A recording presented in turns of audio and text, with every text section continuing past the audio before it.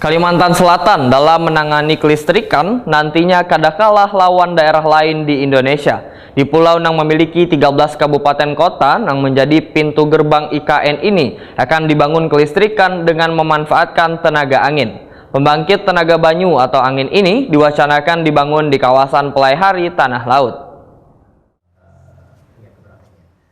Kalimantan Selatan dalam menangani kelistrikan nantinya kada kalah lawan daerah lainnya di Indonesia. Di pulau yang memiliki 13 kabupaten kota yang menjadi pintu gerbang IKN ini akan dibangun kelistrikan dengan memanfaatkan tenaga angin. Pembangkit tenaga bayu atau angin ini diwacanakan dibangun di kawasan Pelaihari Tanah Laut. Ini dipadahkan General Manager PT PLN UEP 3B Kalimantan Abdul Salam Ngandro Wahetakuni Prima TV sehabis memberikan sambutan di gelaran uji kompetensi wartawan angkatan ke-17 yang digelar Persatuan Wartawan Indonesia Kalimantan Selatan di Hotel Banjarmasin Internasional Jalan Ayani Pol 4,5 Banjarmasin jelang tengah hari Selasa 20 Juni 2023. Menurut Abdul Salam Ngandro, ke depan konsep kelistrikan adalah green energy sebagaimana dicanangkan Presiden RI Joko Widodo, sehingga menjadikan program corporate yang menuju pada green energy. Pembangkit tenaga listrik yang nantinya akan dibangun fungsinya lebih rendah bahkan diminimalkan. Nah, pembangkit tenaga bayu atau tenaga angin ini kan menggunakan alat yang ada saat ini. Jadi dijamin energi yang adalah energi yang bersih. Nah, ke depan di tahun 2025 insya Allah akan dibangun di Kalimantan Selatan sebesar kurang lebih 70 MW.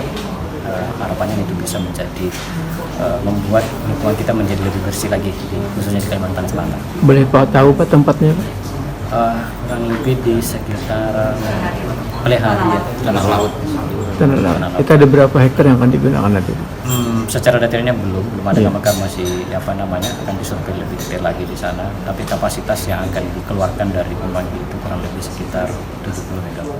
Abdul Salam Ngandro menegaskan program PLN secara corporate ke depannya adalah green energy sehingga masing-masing daerah bisa mengoptimalkan potensi alam yang ada di sekitarnya untuk menjadi energi mesin.